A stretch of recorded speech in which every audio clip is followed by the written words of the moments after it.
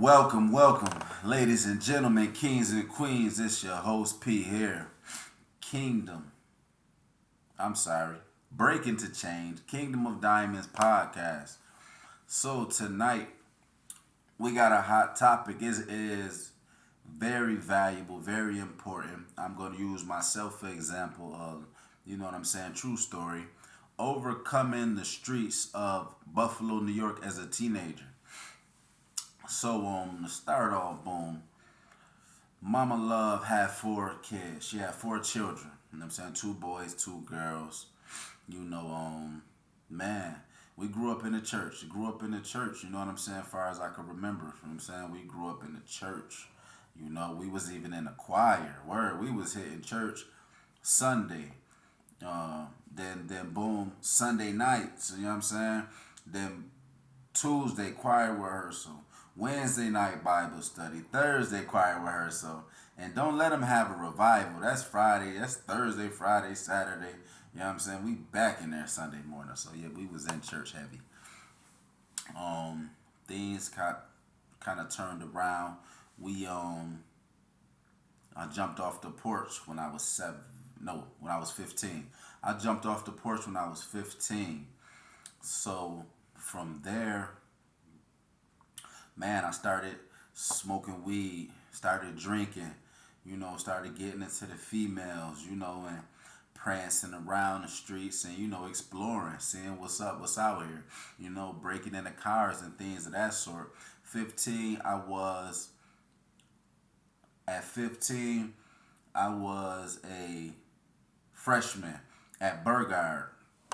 But at the same time, like I said, I had just jumped out in the streets, a little bit. So, man, so it got crazy. And I ended up going down south to Georgia, because I was just doing too much in the streets. It was time to take a break. My dad sent me down to Georgia with my uncle. And I chilled down there for a year and a half.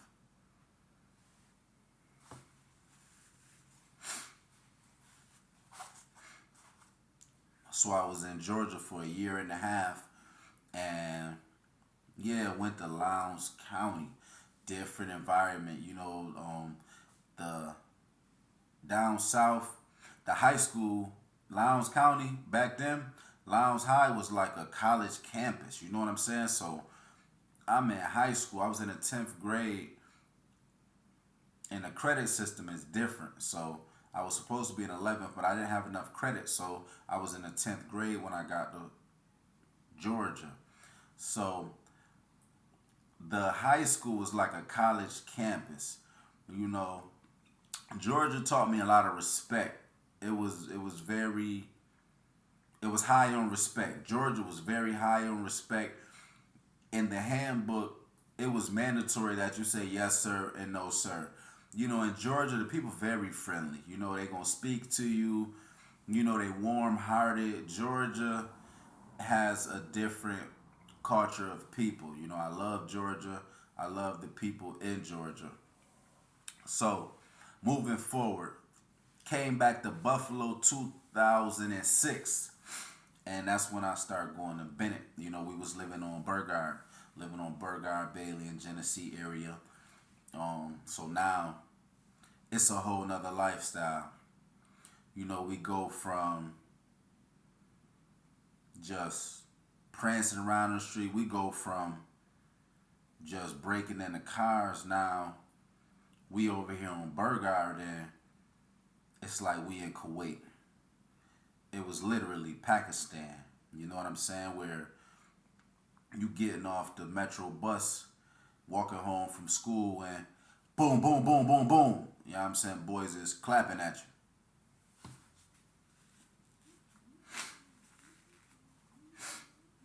Where you get off the bus and walk into your house, and you know what I'm saying, you hear pop, pop, pop, pop, pop, pop. You know what I'm saying? Sliding in the snow, scatting, just dodging bullets. Every day, every week, it was a shooting. One night we was just chilling. It was me, mom, and sis. We in the house chilling, and we watching TV.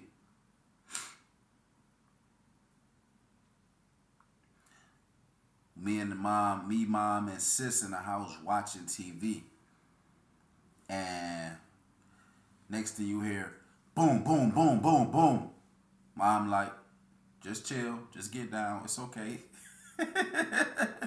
She like, it's okay. They just shooting. So it became a norm, you know what I'm saying? We became shooting, hearing gunshots became a norm.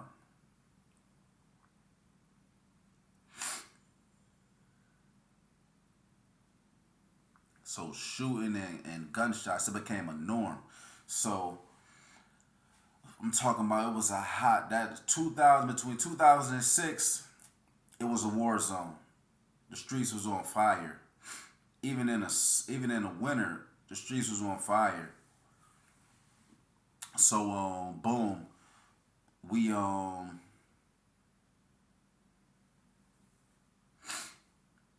between 2006 and 2007, the streets was on fire. It was a war zone. So at this time, like I said, this when I jumped out into the streets a whole nother level. Now I'm over here with grown men. I'm talking about dudes that's 40. I'm talking about OGs. You know what I'm saying? Where I'm working at two traps. I'm working at two traps at one time. I'm working down the street and I'm working on Burger. You know, both traps got beef on the next street. You know what I'm saying? That's how crazy it was. Like, so every day you constantly head on the swivel, head on the swivel. I'm trying to work a job. I can't even work a job because beef everywhere. You know what I'm saying? So it's just turned in when I was going to school and coming home, and holding the block down. But see, as a teenager, sometimes you might never know. A OG might give you something, or he might hand you the biscuit, and you're not even knowing you being recruited.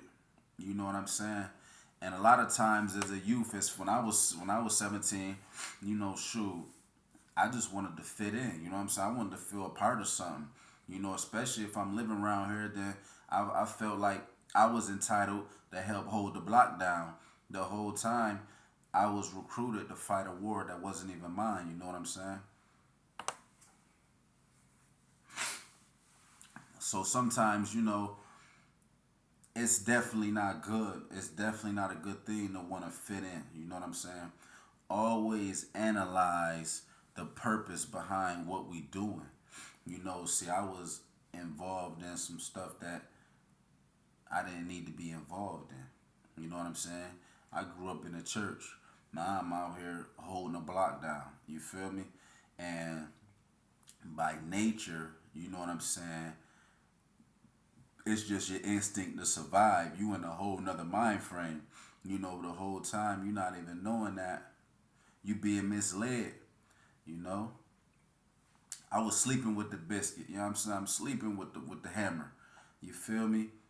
Waking up, going to school, coming back home. You know what I'm saying? On the block. You feel me? Watching every car come down. Every car come down the street. You know what I'm saying? Head on the swivel all day. You know what I'm saying? Hours, you just posted up. You know what I'm saying? Anything go down, we getting it correct. You feel me? And that's just how it was. So, man, it was like I just had to breeze away from that.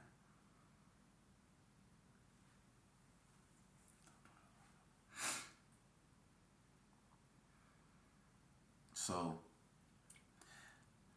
like I say, you know, sometimes we get ourselves involved in something at a sense of belonging. We feel like we belong, or a sense like we need to be out here. But sometimes before somebody give you something, when somebody about to give you something, say, hold on, what's this for? You know what I'm saying? What I'm gonna do with this? You know what I'm saying? This mine, or you know what I'm saying? What comes behind it? Ain't nothing in this life free. You know what I'm saying? I'm feeling like because you hand me a biscuit that, oh, we down, we cool whole time. You don't know, they probably just want you to hold that charge. You know what I'm saying? Or whatever the case may be. But long story short, boom. It comes to June 2007. June 2007. Now they say warning come before destruction. So June 2007, they say warning come before destruction. So June 2007, We chilling. I'm on the block chilling. A lady, she walk up to me. She like, yo, nephew, talk to me real quick. She like, yo, I don't want to see you with nothing. You a good child. Like, you really a good young man. I don't want to see you caught up in all this out here. You know, these guys got a lot of stuff going on. So I'm like, okay, cool. Whole time, I don't pay no mind. I go back chilling on the block. You feel me? Because I feel like, you know, I don't want to let these dudes down. You feel me? I done been out here. We been holding it down. You know, y'all in front of my house. You feel me? I feel like this is my block. You know what I'm saying? I need to be a part of what's going on. So, boom, here it comes June 15th. June 15th, 2007. Dude work at the pizza spot. You know what I'm saying? Used to be a pizza spot right up there. He pull up on me, nephew. Yo, man, it's a lot going on out in these streets, man. You don't want to be out here. So I'm like, dang, that's 2 messages within a week, you know? I'm still on the block. So boom, that was that night, June 15th. 1 o'clock in the morning, we out there drinking Henny. We got the gallon of Henny. We drinking. You know what I'm saying? We just chilling. Everybody just posted, you feel me? Watching every car come down the street. So there's one car coming down the street, cruising. I'm walking towards the car and I pivot and line up right with the car. I don't see no face, no nothing. All I see is a flash. Boom, boom. You know what I'm saying? My body shake like that. You know what I'm saying? I got hit right here in the neck. See that spot right there? Boom. Then I got hit right here in the chest. And he had to cut me open and put chest tubes in me. You feel me? Put chest tubes in me right there. Boom. Right there. Because what happened is this bullet here ended up piercing my lung. You know what I'm saying? So the joint pierced my lung. They had to suck the blood out me. You feel me? So 5 people get hit. We jump in the truck, go to the hospital. Now, mind you, scariest thing about when you about to die is it's not painful. It's really relaxing. It's like you just getting tired. You feel me? So I'm dozing off. I'm dozing off. Like I'm sleepy. You feel me? Because the blood leaking out your body. You're not doing nothing but getting weak. So blood leaking out my body. My dog like, yo, wake up. They like, yo, P, wake up. P, wake up. So I wake back up. You know what I'm saying? My light flashing. You know what I'm saying? I'm seeing childhood memories and same time I'm praying like, Lord, save me, God. I ain't ready, God. Save me. But forgive me for my sins at the same time. You know, so we making it. We cruising to the hospital. I'm dozing off. They like, P, wake up. We finally get to the hospital. They throw me on the gurney, take me back there, and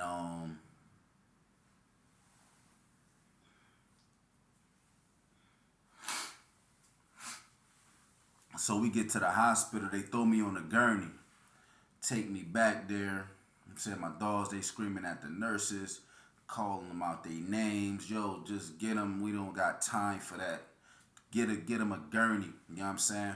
At that moment, I felt like, you know what I'm saying, it kind of reminded me of Kane. You know what I'm saying? When Kane pulled up to the hospital, and you know what I'm saying, Loke Dog was like, look, get him up, nurse. You feel me?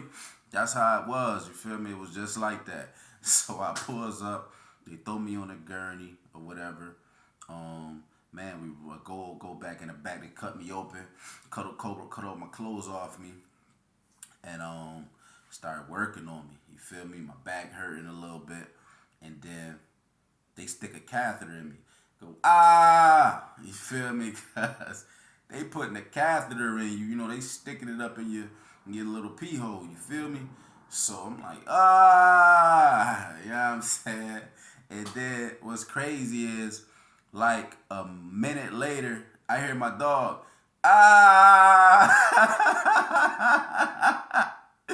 So yeah, I hear him. He's screaming. I'm like, yeah, they just hit him with the same during the same little operation. So, long story short, now at this point, I'm losing breath. You know what I'm saying? Because my lungs is filling up with blood. So I'm losing breath. And Yeah, I'm like, yo, I can't breathe. I can't breathe. Next thing you know, um, I take a deep breath and I see the mask coming over my face. Boom. So I blacked out. You know what I'm saying? Just like that. I blacked out immediately. Um, I was out for like 16 hours. After 16 hours, I get back up. I wake up, come back to consciousness, open my eyes, and my whole family standing over me. You know what I'm saying? I wrote a rap about it too, where I say, man, I woke up, my whole family standing over me. Got hit twice, but three more needed surgery. You know what I'm saying? So yeah, we'll get to that at another point. But yeah, the whole fam was standing over me. You know what I'm saying? Sis, mom, dad, uncle, auntie, everybody. You know, so I stayed in the hospital about 7 days. I was in the hospital for like a week. That seventh day was a Friday. Got out of the hospital. I was like, no, I gotta get up out of here because that was graduation day at Bennett. Got out of the hospital the same morning. Got dressed, boom, went to graduation, walked across stage the same day. At the same time, I'm not 150% because I couldn't even stay in the auditorium because so many people was around me. Felt like I was losing breath. So I immediately got up and got up out of there to get me some air. You know what I'm saying? I got shot in exam week. Didn't even get to take all my exams. You know what I'm saying? So that was nothing but the grace and mercy of God. You know what I'm saying? So man, that in alone in itself was a miracle. You know, at that point, got out the hospital. I was able to go down south. You know, a month later, I went down south to Georgia. Went back to Georgia. You know, with my sister, my older sister, and yeah, found a job. Got a job, you know, new life, palm trees, fresh air, new environment, you know, and was able to get a job at Wendy's, real job. You know, back then at 18, that was my first real job. And 6 months at Wendy's, I was a shift manager. Had people there for 2 years waiting for a manager position. They never got it. You know, I just came down there, got on my stuff, started doing what I needed to do. You know what I'm saying? Boom, started on a bike, ended up in a you know what I'm saying, in a car.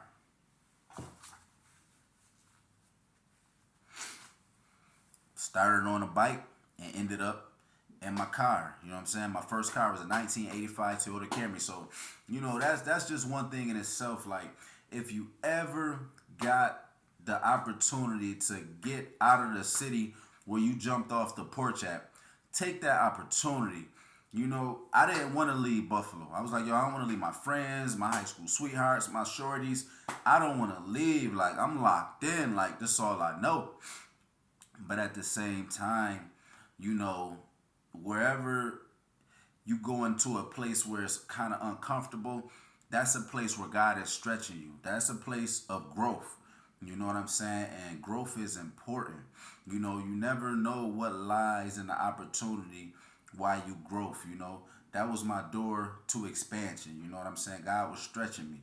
So, man, for him to give me another chance when I got down south, I start seeing new stuff, start experiencing new stuff. As soon as you leave out your town, your hometown, your value go up automatically. As soon as you leave home, as soon as you leave town, you know what I'm saying, and start something fresh, your value skyrocket because you unreachable.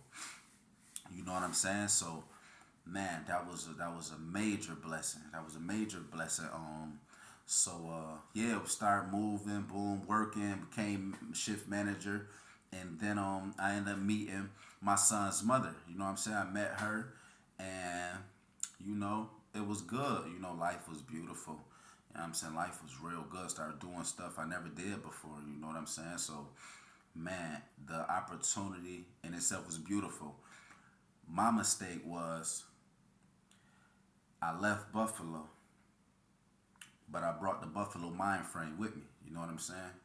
So anytime you go to a new environment, you know, like they say, you could take me out the hood, but you can't take the hood out me. That is true. But know when it is important to suppress that old mind frame. You know what I'm saying? You have to suppress that old mind frame in order to be able to appreciate the new. See, I didn't appreciate the new. I thought, okay, boom, I'm down south. Boom, I'm about to run circles. You know what I'm saying? You know what I'm saying? And things of that sort. In reality, I was just digging myself a hole. You feel me? So, long story short, started getting locked up. You know what I'm saying? Never got locked up before. Here I am now. I'm getting locked up in Florida, catching charges, going to jail, in and out, probation, violation probation. Then I end up going to prison for 23 months. You know what I'm saying? My son was 2. I missed 3, 4. Came home when he was 5 years old. But I missed birthdays. I missed Christmases. You know what I'm saying? I was missing Thanksgivings with my son. You know what I'm saying? All because I was trying to hold on to this old mind frame that I was some type of street thug. You know what I'm saying? I was a street legend. You feel me? I was supposed to leave that mind frame where it was. You know what I'm saying? That's why it's very important to change. When you get to that new environment, change. Leave that stuff old. You ain't got nothing to prove. You feel me? To nobody. Not to the new people, not to the old people. You is who you is. God have chosen you to survive what you survive. You know what I'm saying? And that's one thing about it. When you chosen by God, man, it's nothing nobody could do to you. Man, you don't gotta never strike back. When you chosen by God, man, I'm talking about I don't even wish the stuff that happened to people. You know what I'm saying? Like, man, I'd be like, man, I would have never imagined. You know what I'm saying? When you just step back and you just, you know what I'm saying? Yo, you just be like, yo, I'm going to let God handle it. You feel me? Like, I'm going to just let God handle it. You know what I'm saying? Yo, you will be amazed. Like, whoo, God got some hot water. God got some hot water. You feel me? So, yeah, moving forward, you know what I'm saying? Got out of prison 2014. And man, went back to Buffalo, you know what I'm saying, after I reunited. Got boom, 2014. I got out of prison and my child's mother, she was pregnant, you know what I'm saying, with another child. And I welcomed the child with open arms and, whatever things of that sort, It wasn't no smoke because I was understanding. I took myself out of position. And, anytime you take yourself out of position, you leave your woman vulnerable. You know what I'm saying? So I went to Buffalo and had linked with a female that I met from high school. And we ended up paving the way, came back. You know what I'm saying? I started my business in 2016. And from there, we just started elevating. Got married in 2020. You know what I'm saying? And man, it was just life lesson after life lesson. You know what I'm saying? But we're still here, we still prospering. You know, and yeah, this is definitely part 1. But life has been beautiful. You know what I'm saying? Life is really beautiful. No matter what you grow through, always embrace change. Always embrace the obstacle. Never try to run from your obstacle. Embrace it. You know what I'm saying? It's valuable. You know what I'm saying? You'll laugh about some stuff. You know what I'm saying? Some stuff not going to feel comfortable, but trust me, you put God first, you is never going to come out on a shorthand. Never. So, a couple things that help me kind of overcome, you got to overcome. One thing about it, you got to have your mind on straight. You got to have your mind on straight. One thing that helped me keep my mind on straight is working out. Working out definitely so one thing I've learned to do is just get you a workout schedule. Working out daily is going to reduce your anxiety, it's going to reduce your depression. You got to have your workout in session. Like, that's your you time. You know what I'm saying? I'm not smoking, not drinking. I'm feeling healthier than I ever been in my life. You know what I'm saying? My skin is glowing. You know what I'm saying?